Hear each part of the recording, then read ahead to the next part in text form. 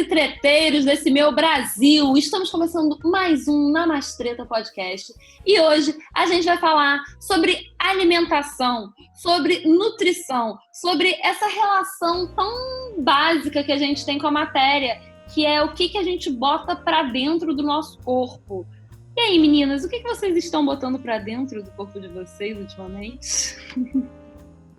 Olha, eu acabei de comer uma barrinha de proteína porque bateu fome. A gente tá gravando 10 e pouca da noite, gente. Esse horário eu já estou dormindo, precisei recarregar as baterias. Tomei um mate, gente, gastei uma grana com esse tal de mate. Pra contar pra vocês, não gostei não, viu? Nossa, eu tô super nesse desejo do matcha. Mas... Não, supera. Eu levo pra você experimentar, amada. Não vale, não vale. Bom saber. As minhas companheiras, elas são bem harebô quando se trata de alimentação. Mas eu queria que a gente começasse falando só esse aspecto um pouco maior da nutrição, né? A gente se alimenta de muita coisa, não só de comida, né?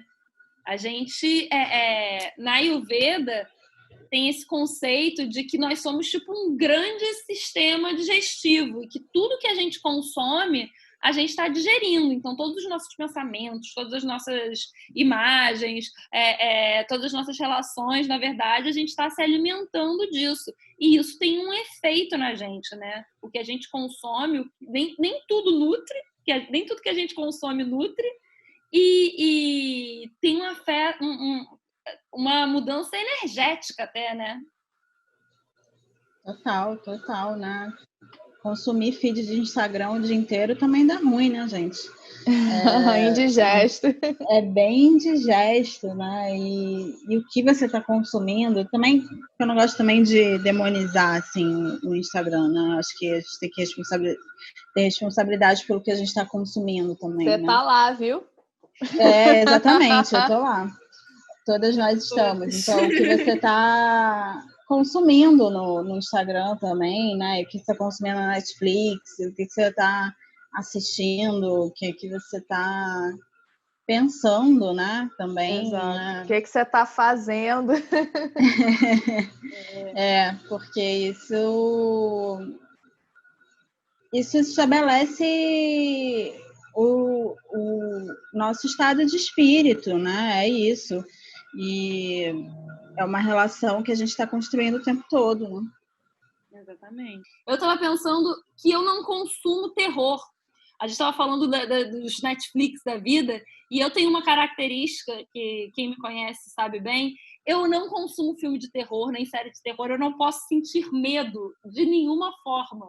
Isso me faz muito mal. Eu tenho um medo de sentir medo do cacete, entendeu?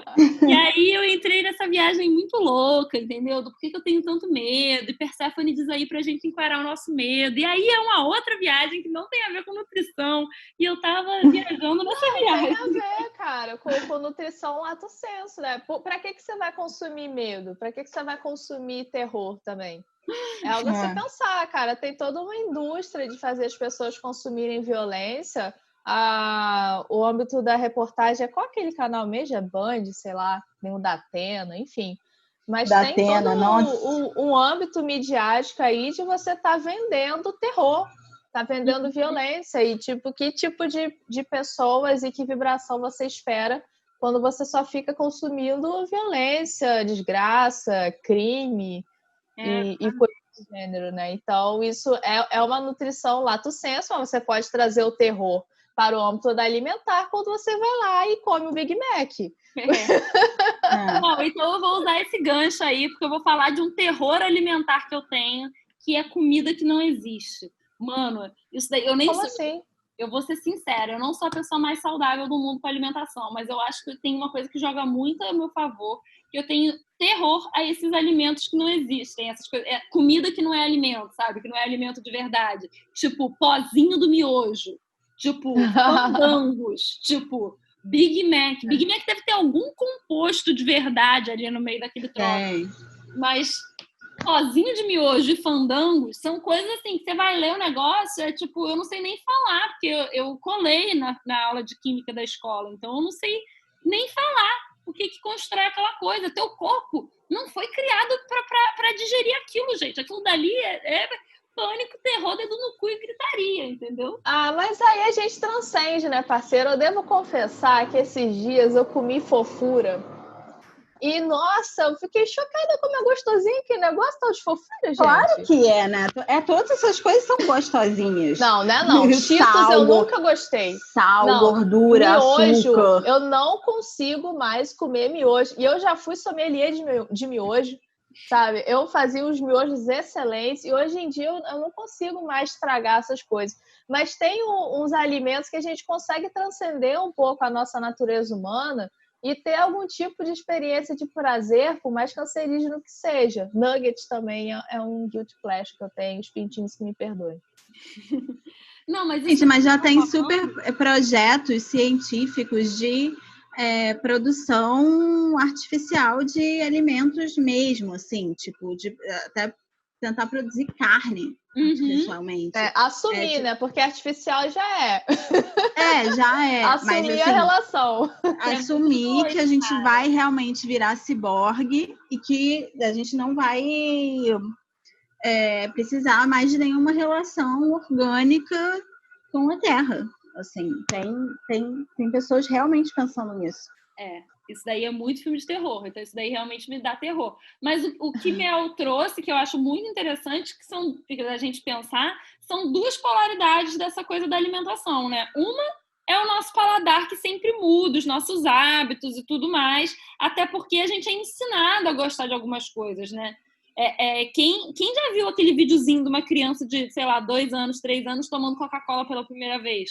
Ela faz uma careta horrorosa e depois ela dá uma mexida assim, parecendo um desenho, e pega mais, porque dá tipo um boost de açúcar, sei lá que porra que ela, que dá uma relação muito louca, né?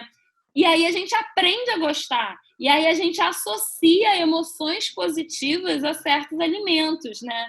Que é a famosa comfort food. Então, na verdade, a gente come não só para se alimentar, né? A comida não é só combustível para o nosso corpo, é também, mas tem uma relação emocional muito intensa, que pode ser positiva ou negativa, né? Não, todos nós, eu sempre tive uma relação bem emocional com comida, mas acho que todo mundo tem em algum nível, né? Porque a gente não consegue fazer a experiência da comida separada das emoções, eu acho.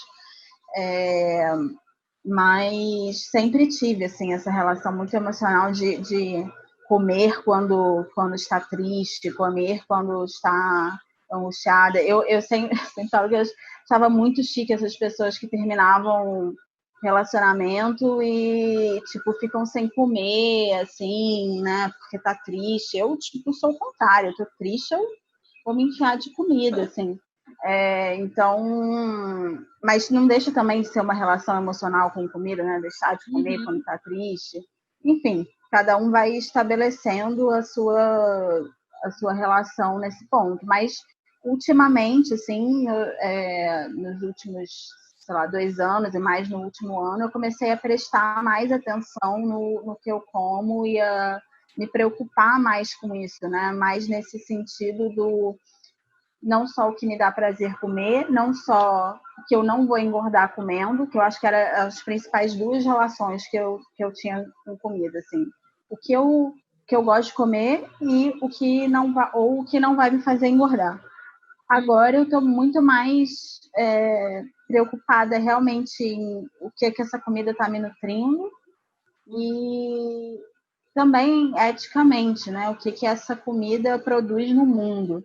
Eu acho que comer também não dá mais para a gente se alienar da nossa comida, né? Acho que houve um tempo em que dava para se alienar do que a gente estava comendo, mas eu acho que hoje não dá mais, assim, a gente tem que procurar entender de onde vem a nossa comida, processo de produção dessa comida, né? O que ela está que relações de trabalho ela está alimentando, que relações com a natureza ela está alimentando, né? E o que ela está alimentando em você. Total. Sim, você tocou 2 pontos super importantes, né? Primeiro, a relação com a comida, de apenas estar sendo combustível físico, sem uma relação de afeto. E a relação de prazer e desprazer que advém dela, e o comer também como ato político, né? Com relação a essa primeira parte, eu acho importante também a gente não demonizar o comer por prazer, sabe? É claro que é importante a gente ficar atento para como a gente está abastecendo o nosso corpo para ele funcionar bem, para evitar doenças, para a gente equilibrar aquilo que a gente precisa. Então, se, sei lá, a gente... Daqui a pouquinho vou falar um pouco sobre a Ayurveda. Se você tem muita energia, também não comer coisas que se entupir de cafeína, ou se você já está menos não vai se entupir de gordura, enfim. A gente está tentando equilibrar as nossas tendências físicas, mas tudo bem também a gente comer por prazer, sabe? Comer porque é gostoso mesmo. É o que eu falo com relação a açúcar, gente. Açúcar não serve para nada, só para nos fazer felizes. Olha que coisa maravilhosa. Vou comer açúcar o dia inteiro? Não, porque o câncer pesa. Mas, pô, ter a felicidade do açúcar, gente, comer um bolo sem açúcar é muito triste. Não dá. E tudo bem a gente ter relação de prazer com a comida. O problema sempre fica nos excessos. Será que jogar toda a frustração em cima da comida ou em não comer também? Ou tá tentando controlar para ser sempre uma alimentação perfeita, enfim. Tá tentando ter uma relação mais espontânea com a alimentação. Eu acho que é bem por aí mesmo, né? Famoso, tudo na vida é equilíbrio. Eu acho que não é o lance fazer uma asepsia dessa relação com a comida, né? Até porque, se você for parar para pensar, arquetipicamente, eu vou ficar falando arquetipicamente, que nem a Marina Silva fala democraticamente. Arquetipicamente, a nossa relação com a comida é a nossa relação mais basal com a matéria.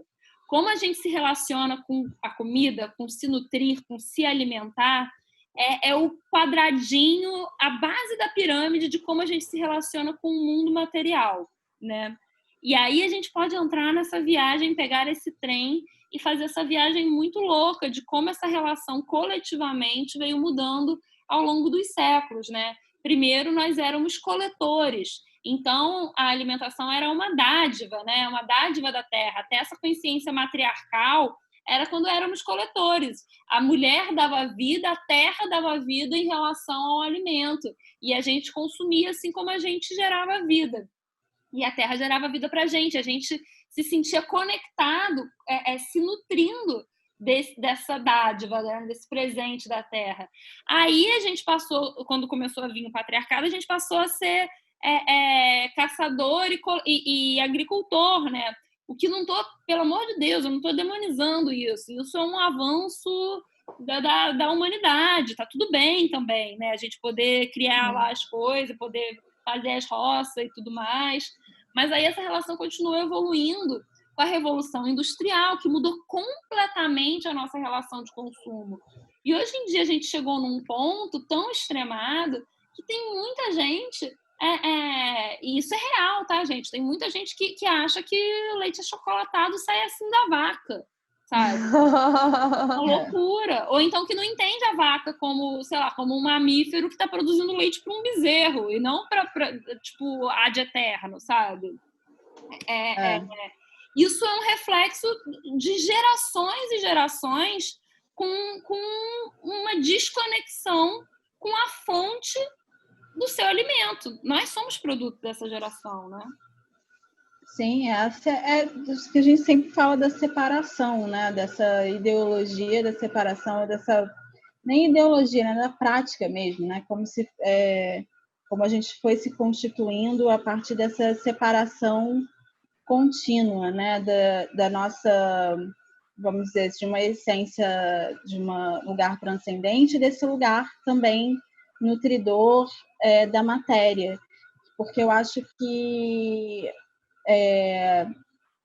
por mais que a gente tenha adquirido domínio sobre muitas coisas, né, relacionadas à alimentação, por mais que a gente tenha adquirido muito domínio sobre a natureza, eu acho que o alimento continua sendo dádiva, continua sendo...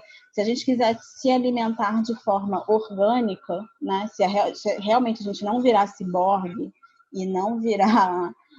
e comer só coisas artificiais, o alimento continua sendo dádiva. O nosso primeiro alimento é dádiva, é o leite materno, né? E a terra, para gente, é dádiva. A terra, você não... Bom, você privatiza as terras, mas a terra, enquanto planeta, é dádiva, né? O ar que você respira, a gente agora recentemente entrou nessa discussão da privatização da água, né? Mas tem uma ativista indiana, que é a Vandana Shiva, que tem um ativismo longo aí contra a privatização das sementes também, né? Porque a partir do momento que a gente começou a ter as sementes geneticamente modificadas, você pode comprar as sementes, você pode tipo, ter uma patente e privatizar a semente, que é a coisa que dá luz e dá o nosso alimento, né? Então isso é muito bizarro, porque, né, a nossa relação com o alimento, eu acho que é primordialmente de dádiva. Então, e outro aspecto dessa separação é justamente a separação do corpo e espírito, né? De pensar que o que a gente está comendo, está ingerindo materialmente, não está nutrindo o nosso espírito também. Quando, na verdade, os dois estão convivendo o tempo todo. Então, o que você come, o que você se alimenta espiritualmente modifica também o seu corpo de alguma forma, e o que você come materialmente também modifica seu espírito. Então, via de mão dupla, né? Mano, eu tô aqui rindo muito, na moral, internamente, porque Perséfone veio por um motivo. Dizem por aí... Comer romã. Não, mas dizem por aí que o renascimento de Perséfone coletivamente vem anunciando a morte dos velhos deuses e o renascimento de alguns, né? Eu fiquei entrando no arquetipicamente o que significa isso de privatizar as sementes. A semente é uma deusa, né? É Hecate. Esse poder aí da semente. Mano, esse rolê é muito doido. E a gente está falando no âmbito coletivo, né, nessa relação basal com a matéria, fiz aí um pequeno panorama histórico, mas isso também tem relações, a nossa relação individual, né? Você trouxe aí o leite materno. Quando eu fiquei sabendo, né, que pessoas que não foram amamentadas têm muito mais facilidade de ter distúrbios alimentares. Eu achava que distúrbios alimentares, como anorexia, bulimia, estavam primordialmente ligados a uma relação com a sua imagem corporal. E não, tem muita ligação com a sensação de merecimento de nutrição e que tem muito a ver com esse primeiro momento da primeira infância também, né? Aí, de novo, mostra como essa relação com a nutrição e com a comida é muito emocional. Sim, e também tem a ver com a autoestima, né? A gente nutrir o nosso ego, nutrir que a gente é. A gente amar também é uma forma de nutrir quando a gente dá amor para nós mesmos ou para outras pessoas. Então tem uma amplitude muito grande. Eu estava até lembrando, né, quando você falou dessa questão de merecimento, de problemas na alimentação. Quando estava eu lá trabalhando com o meu complexo materno, e chegou um dado momento que a minha terapeuta perguntou qual foi a minha amamentação. Eu falei, eu acho que foi normal, mas vou perguntar para minha mãe para ver qual é, porque, né, tenho meus probleminhas. E quando eu fui perguntar para minha mãe, eu descobri que eu não tinha sido amamentada. E eu não só não tinha sido amamentada, como minha mãe quase morreu enquanto estava tentando me amamentar. Olha que bizarro, que traumático para um baby. Por isso que eu sou desse jeito, Brasil. Eu fui amamentada, amiga, tamo junto, eu tive uma mãe de leite. Olha só, cara. E, tipo assim, fez sentido com várias coisas. Então, realmente, quando a gente pensa, né, nessa nutrição no sentido amplo, nas implicações que tem principalmente com a nossa autoestima, e imagem é um desmembramento da autoestima. Nossa, a gente viaja muito, Brasil. Total. Não, e tem esse negócio do distúrbio alimentar, para mim, foi muito revelador mesmo, né? Porque tanto a questão do distúrbio alimentar, de você não se sentir merecedora dessa nutrição e aí desenvolver uma anorexia, uma bulimia, como ir para a própria imagem corporal isso, né? De você querer definhar a tal ponto, porque você não acha que merece ocupar espaço, né? É uma psicologia muito complexa, não é simplesmente, ai, quero ficar igual a capa da revista, né? É muito raso pensar nisso. A nossa relação com a comida realmente está na base de tudo. Tanto é que a comida é um tapa-buraco para angústia meio clássico, né? Sim, sim. Sim, Toma total. muitas vidas, né? A gente até vê agora nesse período de pandemia como o delivery tá bombando. As pessoas estão vivendo de comer e beber porque não tem mais o que fazer. E queira ou não, a comida é uma forma simples de prazer, sabe? Uhum. E é simples e rápida. Então a gente vê que muitas relações compulsivas com a comida vêm por conta disso, uma busca por algum prazer rápido, que é o Netflix e o hambúrguer, sabe? Então, enfim, a gente tem esse desvirtuamento, enfim, da relação com a comida, né? E aí a gente cai nessa questão da terceirização da sua dieta, né? Porque a gente chegou a tal ponto que tem gente que não sabe fritar um ovo realmente, porque ou só come na rua, ou só pede delivery, ou só pede quentinha, ou até indo assim para nossa super bolha elitista, tem uma nutricionista que faz o cardápio da semana inteira, porque não consegue pensar por si só o que ela vai botar para dentro dela mesma. E isso é um problema muito sério, porque você tem que ter consciência e autonomia dessa relação com a comida, dessa relação com a sua nutrição, dessa sua relação básica de consumo mesmo, né? Sim, acho que cozinhar é uma coisa básica, né? Tipo, ninguém precisa ser um chefe, você não precisa ser um chefe, saber cozinhar super bem, mas saber fazer o básico, né, para você mesmo é fundamental, porque é essa relação com uma nutrição que não dá. Bom, a gente terceiriza, né? A gente tem cada vez mais ferramentas para terceirizar. Só que você vai cada vez mais se alienando, né? Desse processo de como é feita a sua comida, né? Como, tipo, eu acho que eu tenho assim a sorte de morar num lugar que tem feira, né? Livre todo domingo, tem feira orgânica, tem dentro da feira livre tem as barracas orgânicas. E isso, acho que comprar em feira, por exemplo, já é um passo assim inicial para você parar de se alienar, de começar a se desalienar da onde vem a sua comida, né? Você compra direto com o produtor, às vezes aquele cara que está lá não é o produtor, mas você já tem menos intermediários, né? Então a gente também está vivendo esse momento, quando eu falei da questão da responsabilidade, né, com o planeta, do que a gente come, também todo esse movimento de comer coisas locais, né, de não comer um alimento que viajou 300 mil quilômetros para chegar até você, né, porque tentar comer as coisas que estão mais disponíveis, porque esse processo não é sustentável, você se alimentar só de coisas que, né, demoraram sei lá quanto tempo para chegar, que atravessaram, né, que deixaram uma pista de carbono bizarra. Então, é um processo de tomar consciência disso. E isso acho que demora mesmo, assim, e parece uma tarefa muito grande, assim. Eu acho que eu estou cada vez mais pensando nisso e tentando me atentar para isso, mas faço pouco ainda, mas tudo bem, assim, acho que você tem que começar de algum lugar, sabe? Porque às vezes também quando a gente fala da coisa ambiental, de consumir menos plástico, né, ou pensar comer orgânico e tal, parece assim uma tarefa gigante que você não vai dar conta, né? Mas acho que tem que começar de algum lugar. E aí, não sei se já estou pulando tópicos, entra a questão da carne, né?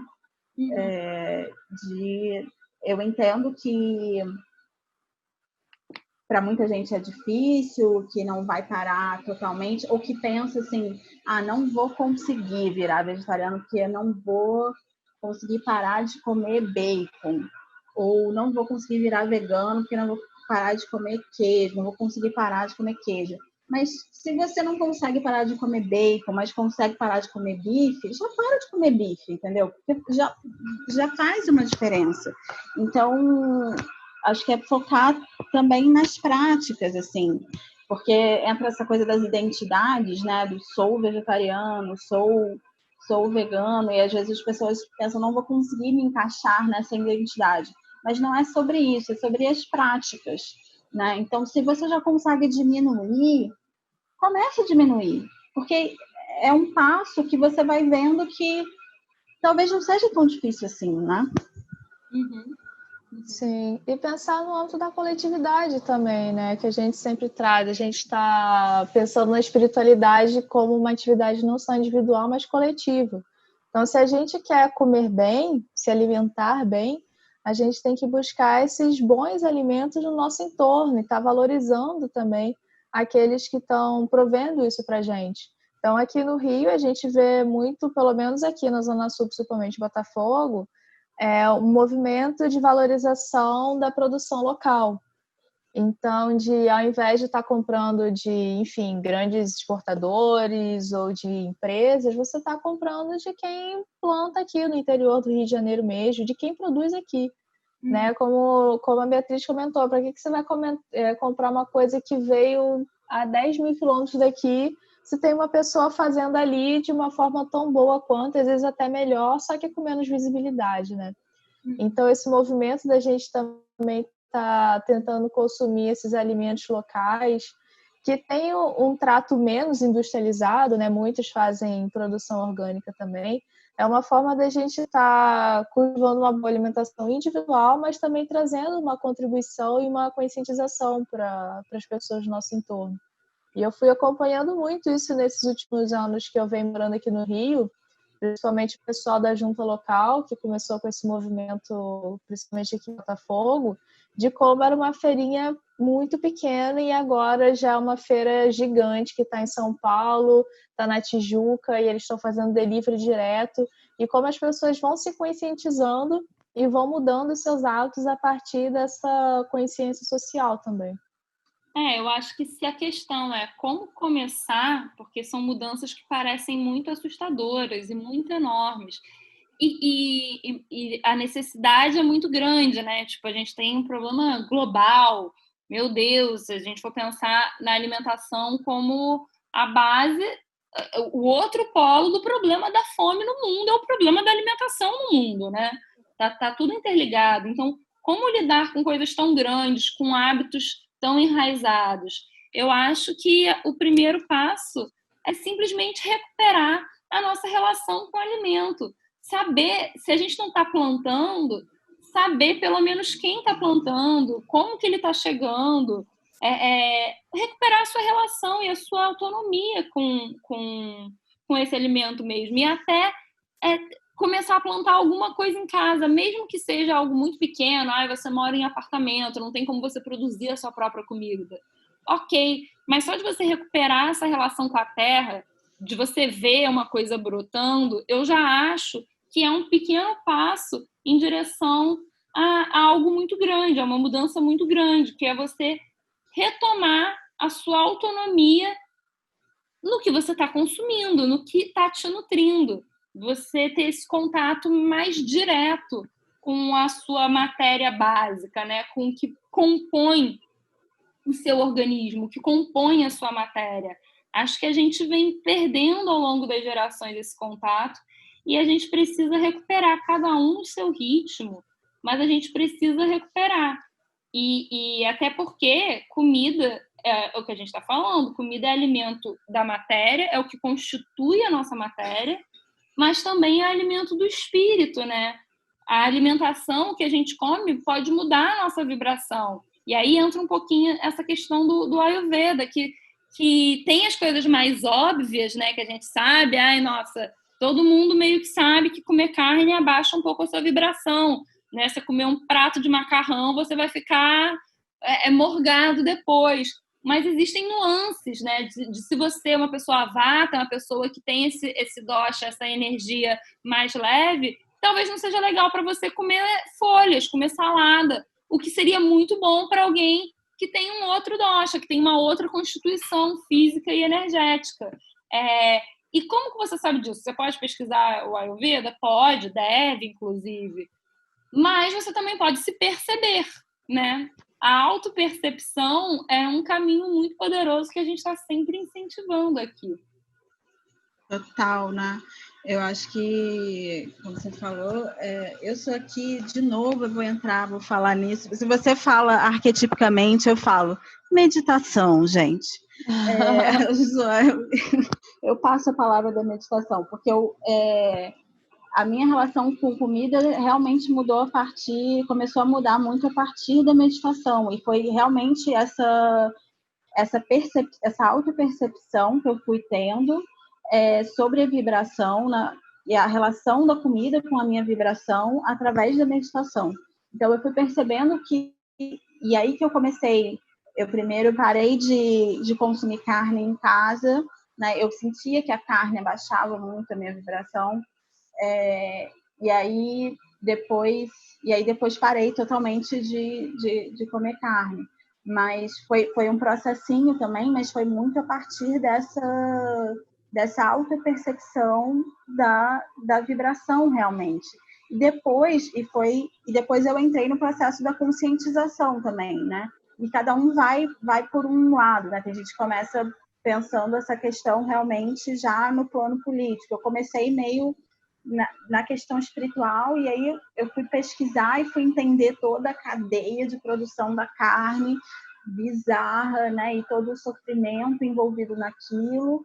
E aí entra a questão também do espiritual e do coletivo, né? Da espiritualidade também como essa percepção coletiva, porque eu estou alimentando o meu corpo e o meu espírito com relações completamente degeneradas, né? Degradadas, né? Degeneradas é um nome ruim, mas que geram sofrimento, né? Então eu estou me alimentando desse sofrimento. Eu falei, bom, não quero, mas eu acho que tem que ser um processo assim, né?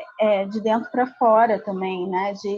Que vem a partir dessa autopercepção, e entender também que a gente está nesse mundo moderno o tempo todo com contradições e dando conta do que dá também, né? Por exemplo, nessa coisa, de novo, a coisa da tarefa grande.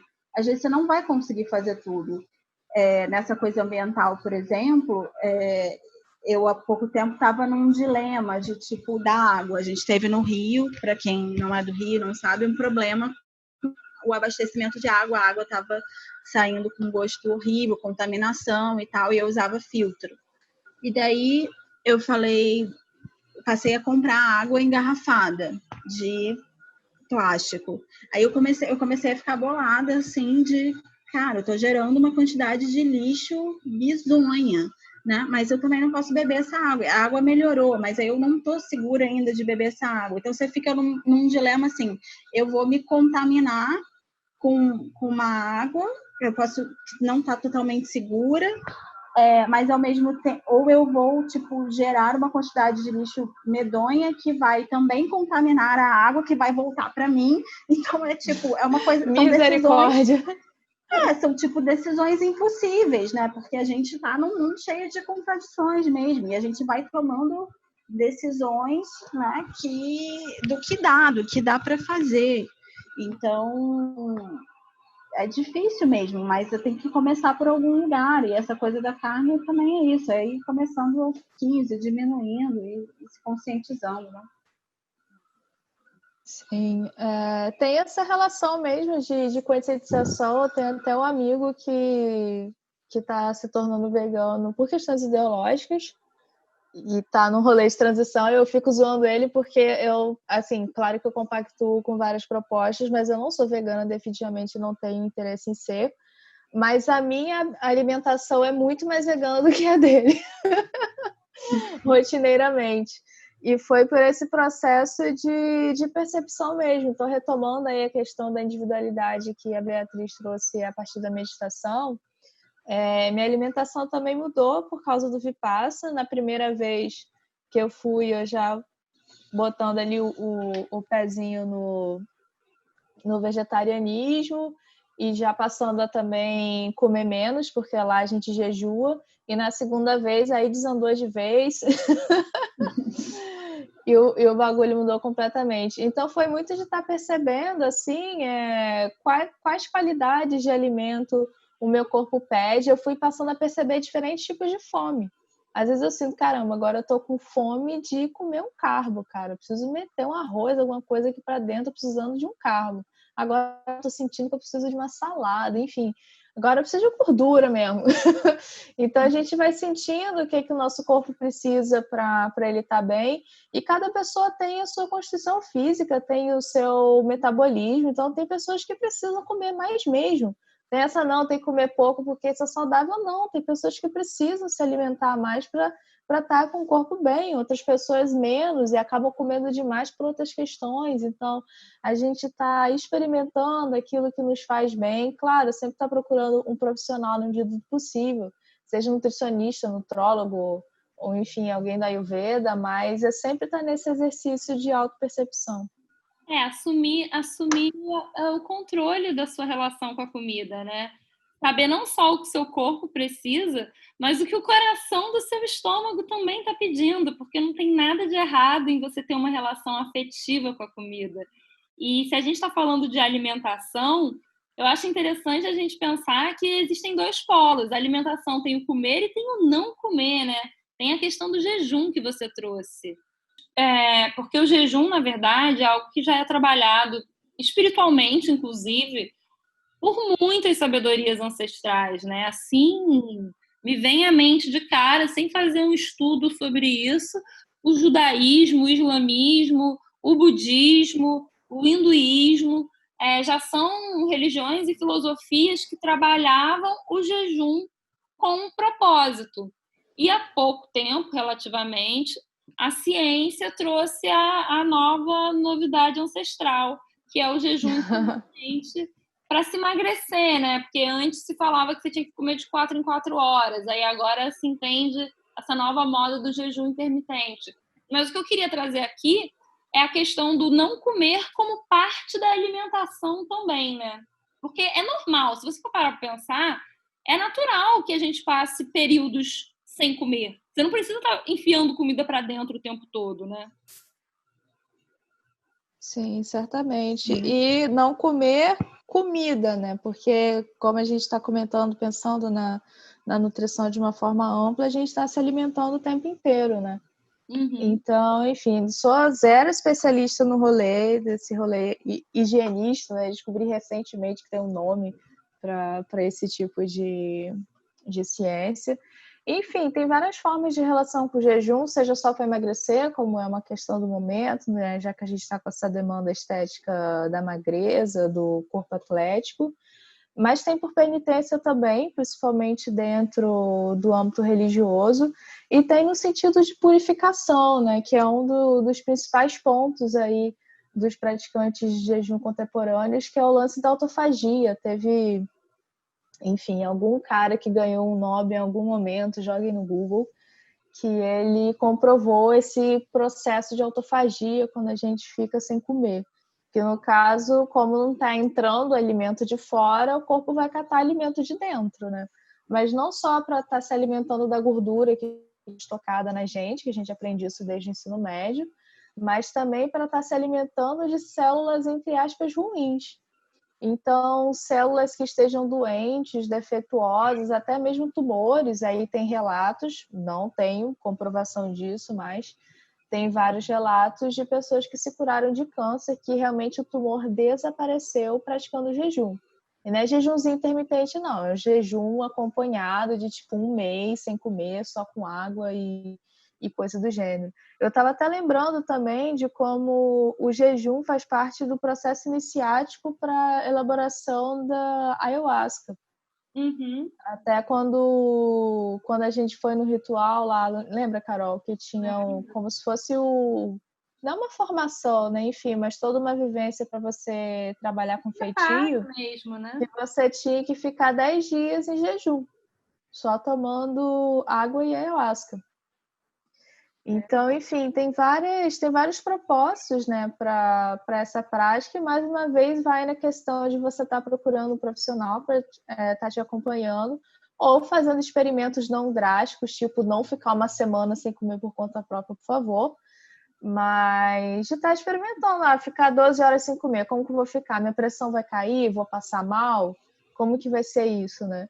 Então, a minha proximidade com o jejum também veio com Vipassana, né, como eu estava comentando, e de início eu achei um absurdo, que eu acho que a gente tinha que ficar, sei lá, 16, 18 horas sem comer, e de início foi difícil mesmo, mas depois eu fui percebendo que realmente não estava fazendo falta.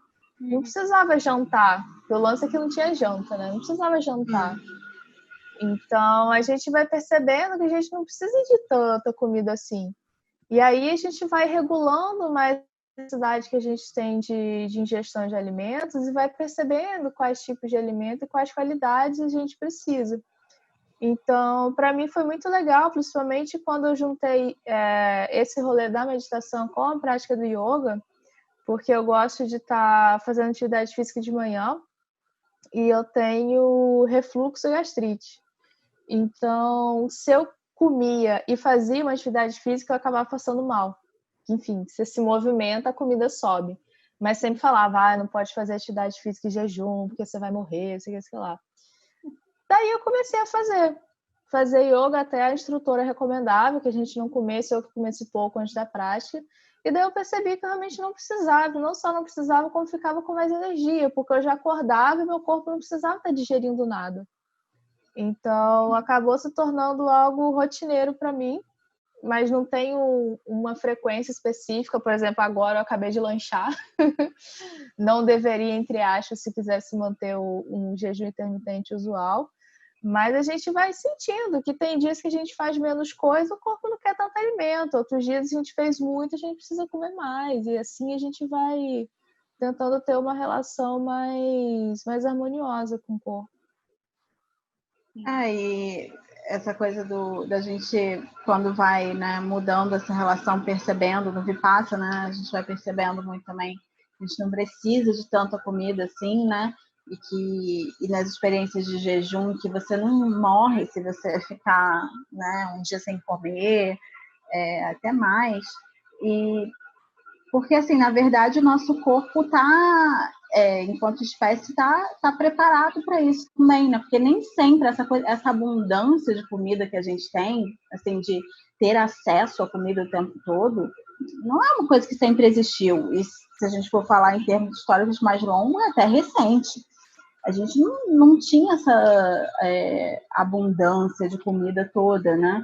E é o paradoxo da Revolução Industrial também, que permitiu uma produção muito maior de comida, permitiu que a gente dominasse, né, através da técnica, questões da agricultura também, porque a fome era muito maior quando a gente não tinha certos caminhos, né, a gente ficava mais suscetível a mudanças climáticas, a pragas, enfim, a tudo isso, e, né, esse domínio, de certa forma, permitiu uma certa abundância de comida, né? Mas agora a gente tá refletindo qual a qualidade dessa comida, né? E qual é a mudança climática agora vem como uma possível também propulsora de escassez de alimento. Então, a gente está refletindo agora quais foram os resultados disso, né? Que teve um resultado positivo inicial, né? Mas que agora não está parecendo tão boa opção. E ainda assim temos muita gente passando fome no mundo. Então, é isso, né? Eu acho que o grande rolê, para variar, é o equilíbrio, né? A minha relação pessoal com a minha alimentação sempre foi muito afetiva, assim, sabe? Eu comia o que eu comia pelo que a comida me fazia sentir. Ou então porque tava lá, sabe? Tipo, beleza, é o que tem para almoço. Eu nunca comia muito porque não era algo que me despertava paixão. Ah, mas aí quando tinha uma coisa que me despertava paixão, aí eu comia até o fim, até não ter mais e, por favor, me dê mais. Sempre foi essa a minha relação com comida. E aí, no começo desse ano, eu fiz um retiro Ayurveda e tal, e comecei a perceber, a conseguir dar uma linguagem para esse meu afeto, né, que eu chamava de coração do estômago. O que o meu coração do estômago queria. E comecei a perceber que existia uma linguagem prévia, né, que muita coisa fazia sentido pela minha própria constituição e tudo mais. E fazer radicalmente essa mudança não cabia na minha vida naquele momento. Então, eu peguei pequenas dicas, pequenas mudanças de hábito, como, por exemplo, de manhã tomar chá. Né? Eu nunca fui muito de tomar café da manhã. Antigamente, quando eu era nova, eu tomava um copo de leite só, me deixava um pouco enjoada se eu comia logo que eu acordava, sabe? Aí, eu, em vez de tomar um copo de leite, ou tomar, depois mais velha, fiquei tomando café, né? Cara, tomar chá, sabe? E é isso que eu faço de manhã, e me faz muito bem.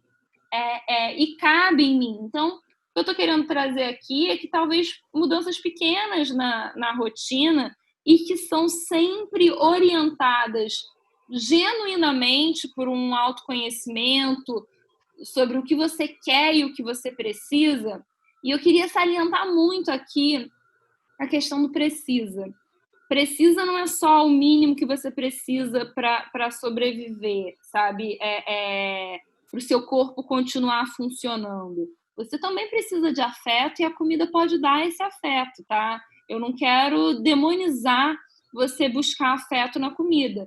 Você não pode exagerar, como tudo nessa vida. Mas você pode buscar afeto na comida. E tá tudo bem. Até exagerar, de vez em quando, tá tudo bem também.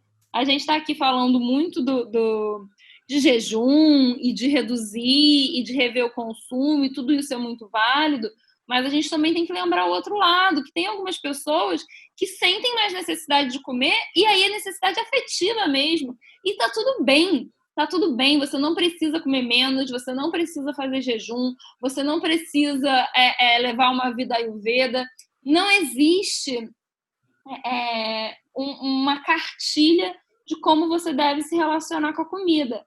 Apenas é uma opinião não informada que a gente está dando, porque ninguém aqui tem formação para falar sobre isso, a gente está, para variar, dando as nossas formações existenciais aqui, de você seguir o que vibra dentro de você e você começar a perceber que o que você bota para dentro de você conversa com essa vibração que você está botando no mundo também. Então, mais uma vez, a gente está falando, para variar, de autoconhecimento, de autonomia, de percepção e de vida holística, de uma vida integrada com o que você faz, com o que você consome, com o planeta e com os seres à sua volta. Eu acho que é um pouco isso que eu queria encerrar esse episódio falando. O que vocês acham, meninas? Comer e não comer, e comer diferente, é uma maneira de existir no mundo? É isso, mandou muito, já terminou. Já fechou, tô aqui, tipo, chocada, né? Tipo, vou falar o que agora?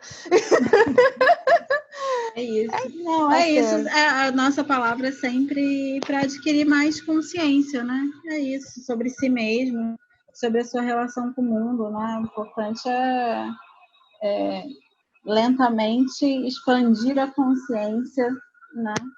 Uhum. Esse movimento de autoconhecimento também, ele não é só para dentro. Ele é esse movimento de expandir a consciência, né? Para dentro de você e para além de você. Então, tá buscando esse equilíbrio sempre.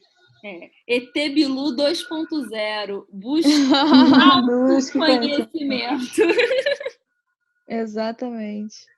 Então é isso, minha gente. Para quem ficou até aqui, Eu espero que vocês possam repensar a sua relação com a comida e, com isso, a sua relação no mundo. Se nutram, sejam pessoas nutridas e nutritivas para essa grande anima mundi que pertencemos. Para quem ficou até aqui, muito obrigada. Beijos de luz. Beijos.